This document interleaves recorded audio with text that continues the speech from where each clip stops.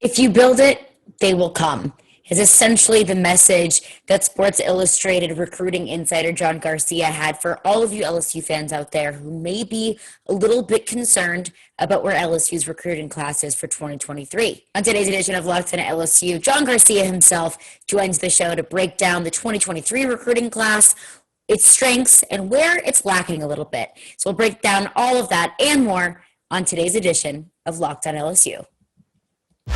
You are Locked On LSU, your daily podcast on the LSU Tigers. Part of the Locked On Podcast Network, your team every day.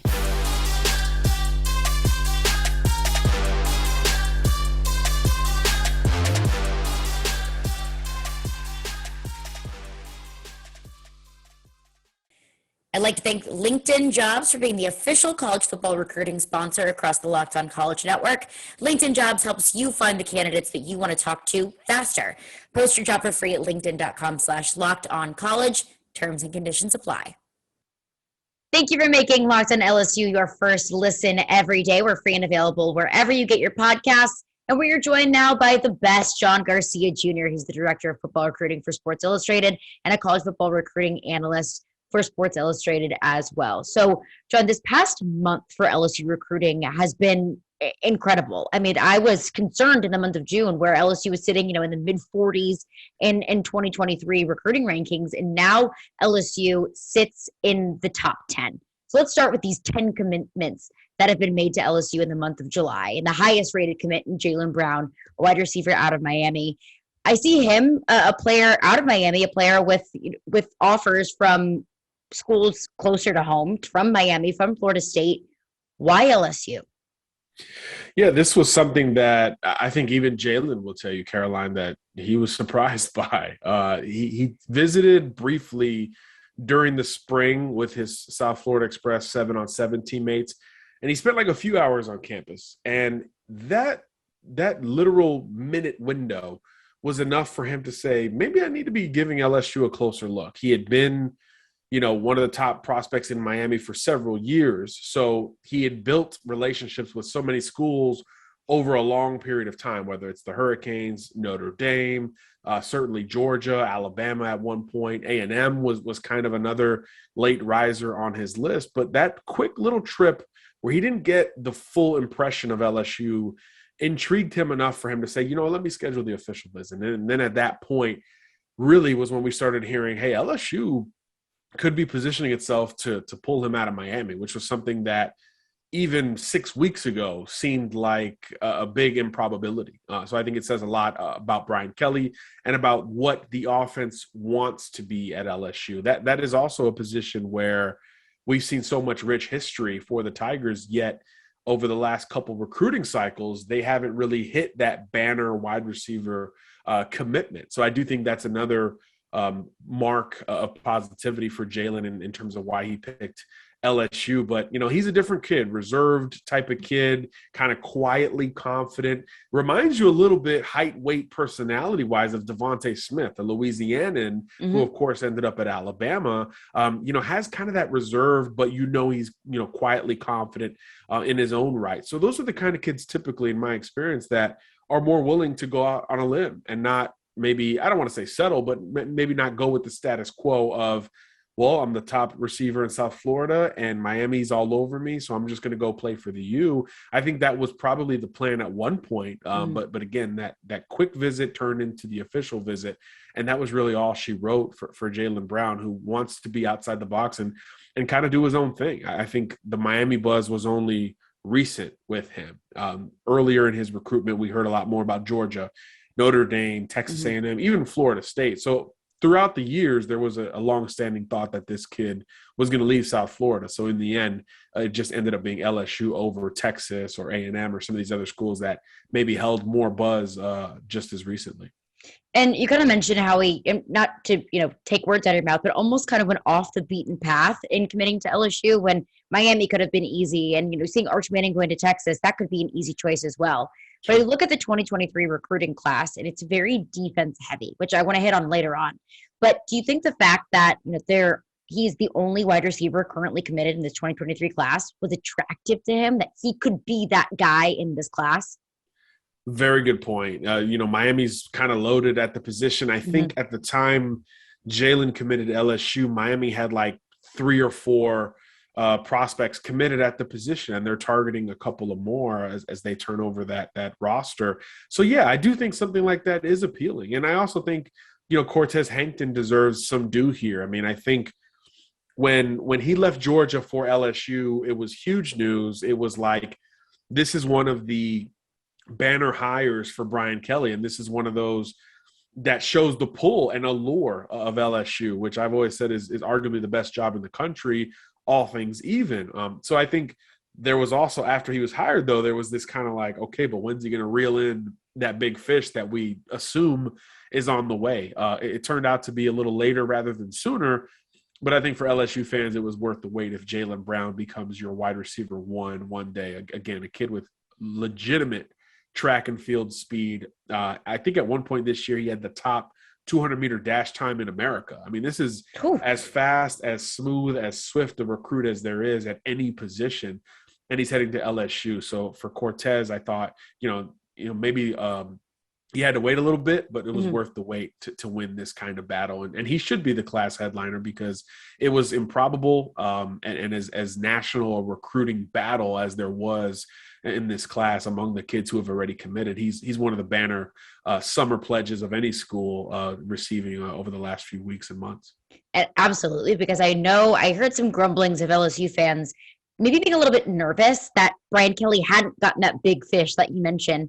And then I've heard, okay, now that Jalen Brown's in the mix, then that could kind of be the catalyst for more players to come. But what is it about Jalen Brown what does he possess that do you think fits what LSU wants to do offensively? Well, look, I think Brian Kelly's touched on kind of the corner he was almost backed into perceptionally at Notre Dame from an offensive standpoint, where it was so conventional and great offensive lines, great tight ends, and great defense has kind of dictated how some of that perception would maybe hit its ceiling offensively from an exciting or chunk play, big play standpoint. I think Jalen is the counter to that. I mean, Jalen Brown is a kid that I don't think Brian Kelly gets at Notre Dame, but at LSU he does get, because it's the kind of that combination of now I'm in a new place, new revamped philosophy offensively. And yeah, Brian he's already said it. I mean, he wants to push more vertically. He wants to have more explosive offenses associated with his strengths, right? He's known as a great recruiter, great in-game coach, a winner, all these things, program changer, all those things you want as a coach. But he wants to push a little bit more towards that, hey, we can also, light up the scoreboard a little bit at this school. And I think when you make the move from Notre Dame to LSU, it's with kids like Jalen Brown in mind. And Jalen brings that truly game-changing speed. We talk about these catchphrases and buzzwords all the time, but when you're running 10.4, 10.5, you got the best 200-meter dash time in the country, you can literally change the game with one move and one cut. And I think that's something that every national power needs at their disposal on their roster. And that's something that I'm not sure LSU has had in abundance over the last couple of seasons. So that's one of the things that needs to change. That's one thing. It doesn't matter what kind of offensive scheme you're running. If you've got a burner like that, you can make a lot of things happen. So we broke down the offensive side of the ball in the 2023 class. Coming up next with John, I want to break down the defensive side of the ball. Where is it strong, and how can it be even stronger? BetOnline.net is the fastest and easiest way to check in on all of your betting needs. You can find your favorite sports and events at the #1 source for odds, lines, and games. You can find reviews and news of every league. They've got Major League Baseball, NFL, NBA, NHL, combat sports, esports, and even golf. You name it, BetOnline.net has got it.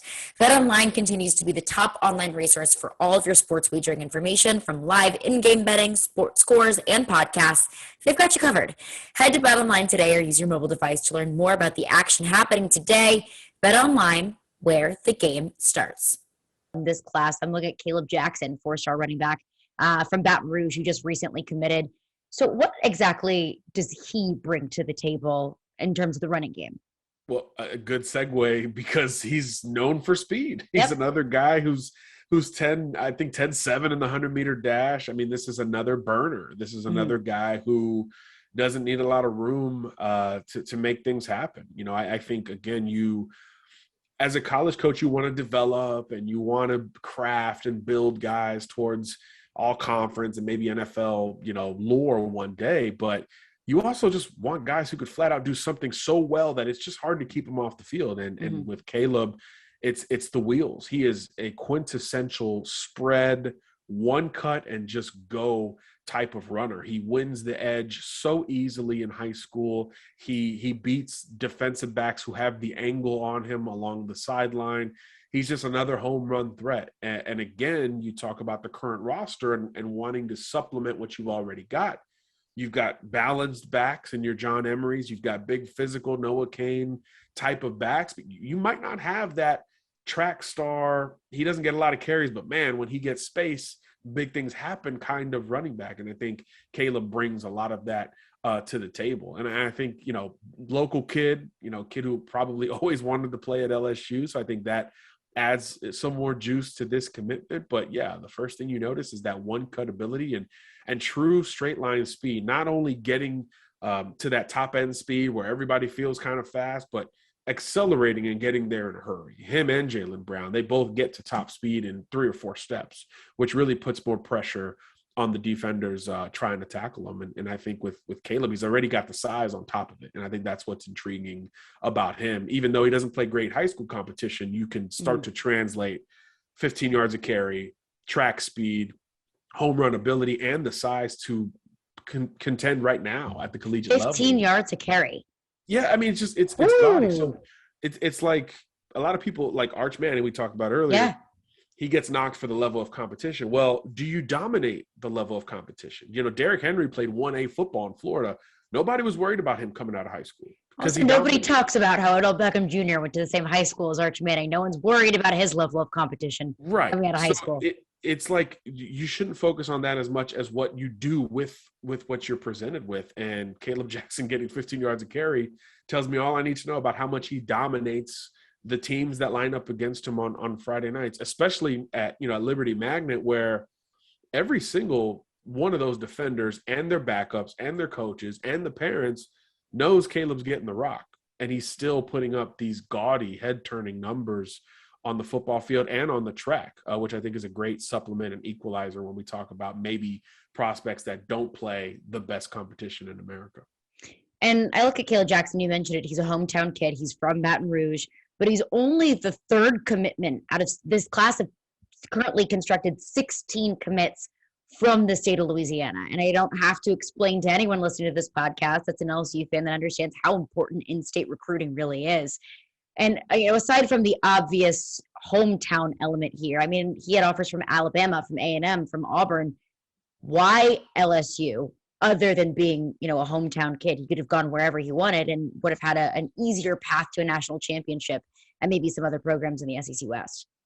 Well, yeah, I mean, the fandom certainly, plays into that to a degree. But like you said, I mean, this kid had a great offer list. I do think the opportunity is a little bit different at LSU. Like I said, his skill set is not something maybe he sees at a school like LSU. Same thing with Jalen Brown. It's almost like you can sell that a little bit easier if you're Brian Kelly. Like, hey, we don't really have someone like you. So not only do the hometown thing, represent the boo, all that, which is great, but also come bring something to our table that we don't quite have sitting down here. And I think that can start to separate things, especially at positions like receiver and running back, that we see easier transitions from high school to college. I think selling immediate playing time or a role that isn't quite carved out on a current roster, it's easier to sell to running backs and wide receivers because we see those guys as true freshmen, maybe second-year players, really having an impact on rosters across the country, top to bottom, national champions all the way down to, group of 5 schools. Especially in a team like LSU that has been so shallow in so many position groups and has been had to use the transfer portal to kind of build up the roster this year. Do you think that Caleb Jackson could be the catalyst to get more in-state recruits to commit to LSU, or is it just time? That's a good question. I think when you think of Louisiana recruiting, there's really a few cities that pop up in your brain first. Obviously, New Orleans comes up first. Baton Rouge is probably second. So I do think from a talent, a volume, and a pure recruiting standpoint, that's about as good as you could hope for in terms of landing Louisianans on the commitment list. Obviously, you want to get into the northern parts of the state and all that as well. Frank Kelly mentioned that at SEC Media Days, and it's true. But if you really look at it, the rich talent is in South Louisiana. Sure. And it's the same thing in Alabama and other places, right? The coast, Mississippi as well. The coast is where, population is, and it's where people want to move to. So naturally the talent, moves that way, migrates that way more times than not. So yeah, if you want to build your Louisiana crew, you start in New Orleans and you go from there. So naturally Baton Rouge is the second metro area that you want to bring up, and I think it's become the second most talented. I think over the years, some people who have moved east from Texas and people who have moved west from New Orleans have matriculated into Baton Rouge, which has grown in population a lot over the last 5-10 years. So I think Baton Rouge, even though it's LSU's backyard, it is more competitive than people realize, and that's why not only LSU has benefited from it, but the Alabamas, the A&Ms, and other schools have been able to come in and really try to set up shop in the city itself beyond New Orleans. Which is why it's been such an emphasis from LSU fans and from the inside of LSU football is to keep the talent in state, because the talent is so rich in state. But kind of moving over to the defensive side of the ball in the 2023 class, 4th of July weekend was almost overwhelming as an LSU fan to see how many recruits came in. 5 recruits on 4th of July weekend, all on the defensive side of the ball. What is the allure of LSU to players on defense? Well, it's just the expectation. You just know not only will you be able to utilize that Death Valley crowd that is so first of all, earned that reputation is earned in Death Valley, but that's for the defense, right? That is something that you think of. It's third down for the opposition, 3rd and 6, game on the line, and that crowd is so crazy that place is shaking, and you're on defense on the field. That selling point kind of sells itself, and then you start to think of the DBU reputation. You think of just the influx of Sunday talent coming out of LSU's defense over forever. Since I've been alive, it seems like I think all of that lines up. And then if you separate just that home vibe and atmosphere, you're in the SEC West. You have a chance to compete against Alabama every single year in a marquee kind of game. A&M is on the rise. Auburn has its moments. Arkansas is on the rise. That division, everybody understands collectively. It's tough. It's the best. It's the best. And it's the hardest. And it's the one that produces the most NFL players. So it's kind of the selling point of every non-Alabama team in the West. It's like, come here and compete. And you do so, if you do it this well and you stop Bryce Young and some of these guys, you're going to get your due. And there's countless examples of LSU players doing that at every single position throughout the defense. So to me, it's always the easier sell, even when you transition with your head coach and the rest of the coaching staff, because it's just kind of expected and built in at LSU. Like there's certain schools that you just expect their defense to be good, right? LSU, Bama, Georgia, Auburn, Florida.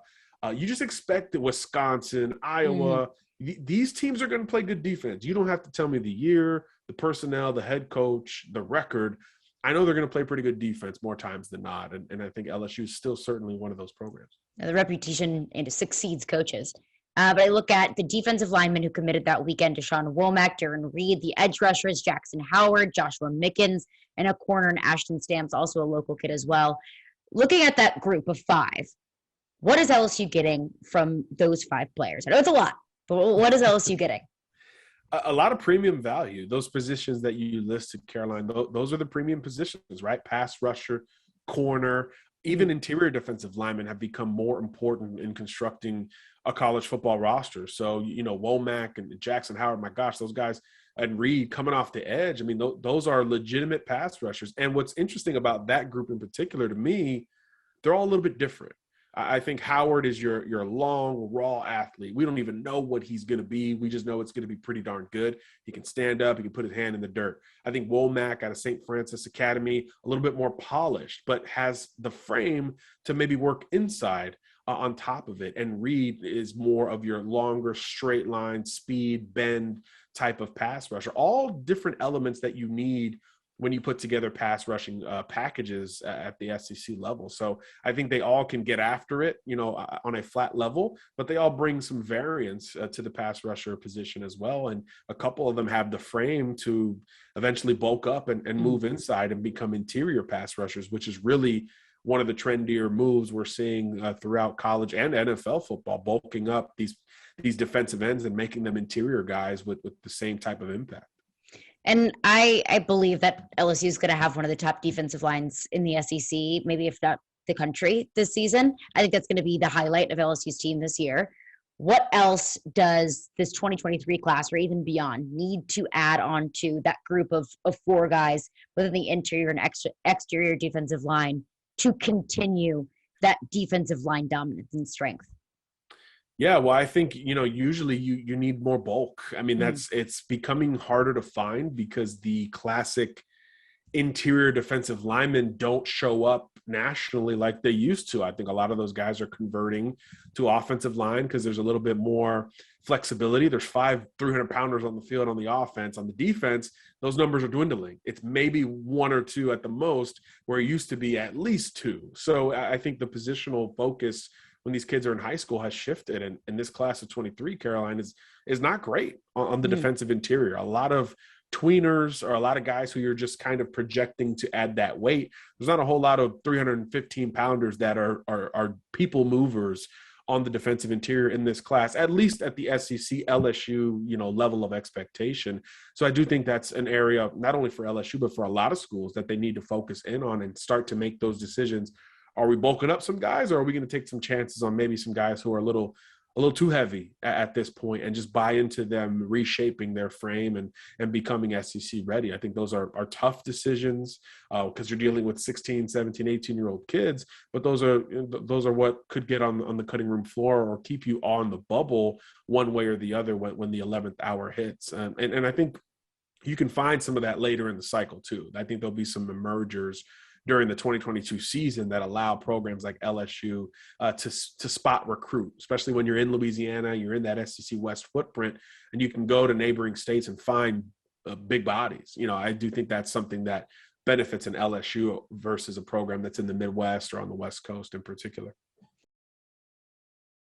And kind of looking ahead to the 2024 class, and I want to preface this by saying I'm never going to put too much stock into a kid who's going to his junior year in high school. I fully understand that. But I think the Tavion Galloway commitment for 2024 is a very interesting one. First and foremost, he's 6'5", 230 at 16 years old, just a freaking monster.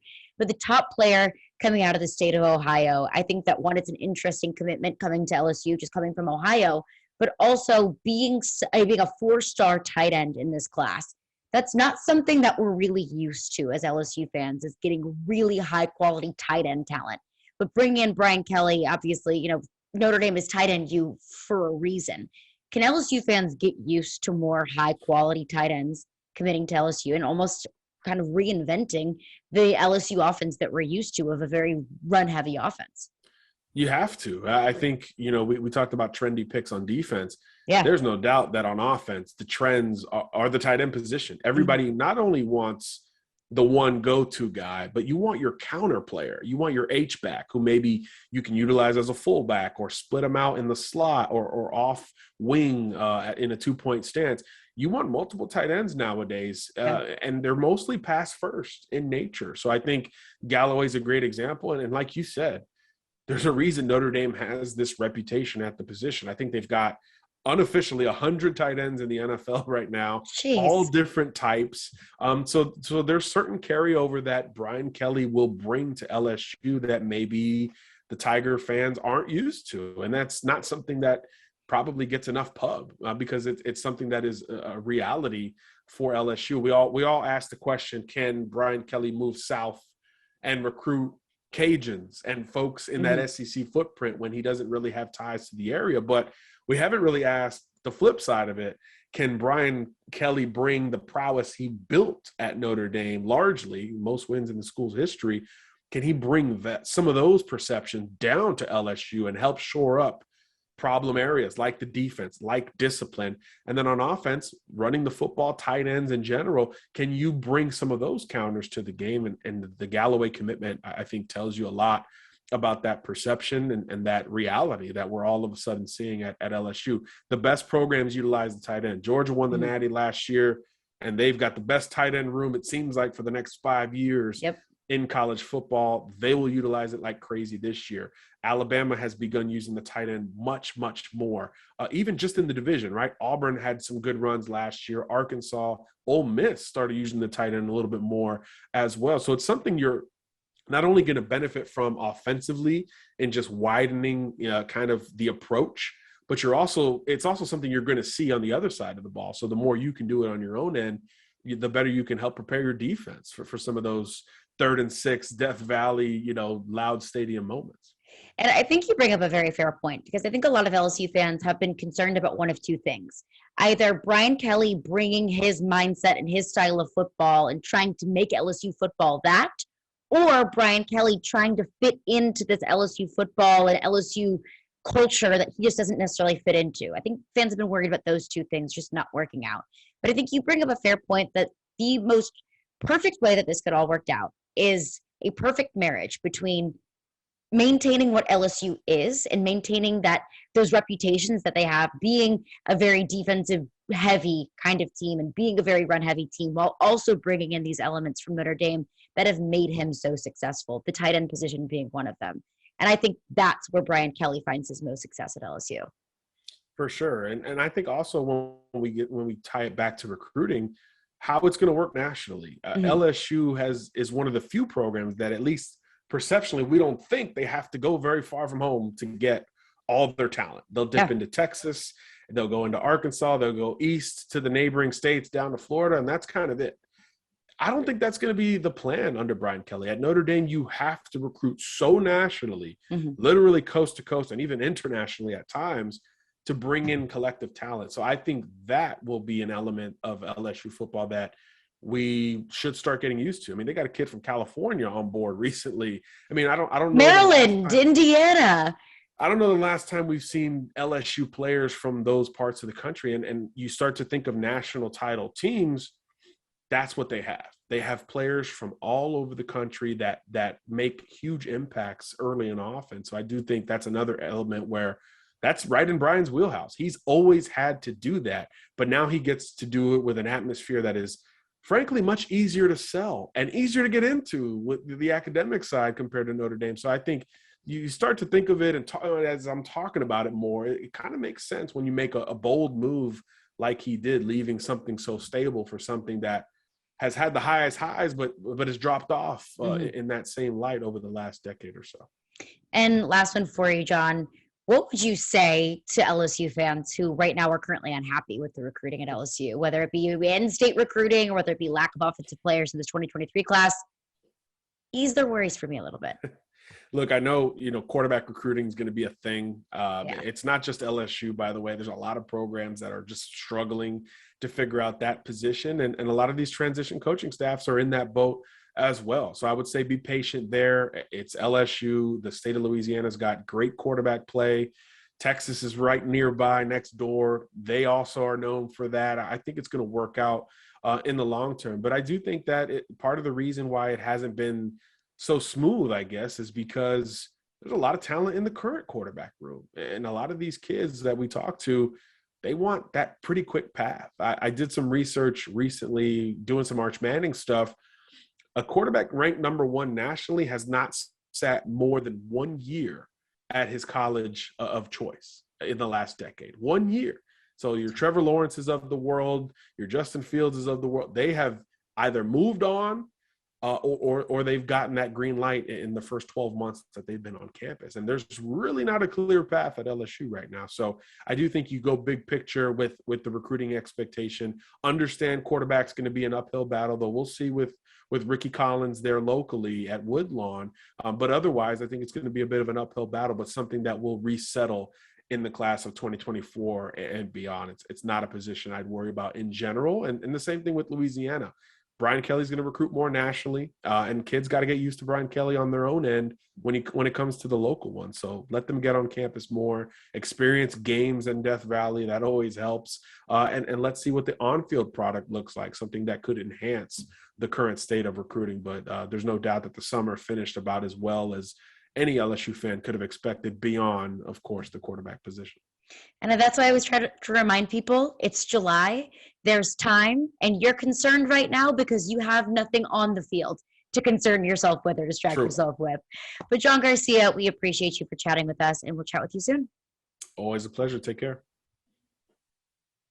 And again, I'm your host, Caroline Fenton, as I am every day. You can find me on Twitter at CarolineFenton1. You can also find more on the podcast on the YouTube page at Locked On LSU. Make sure to hit that subscribe button so you don't miss a single second of your Locked On LSU content.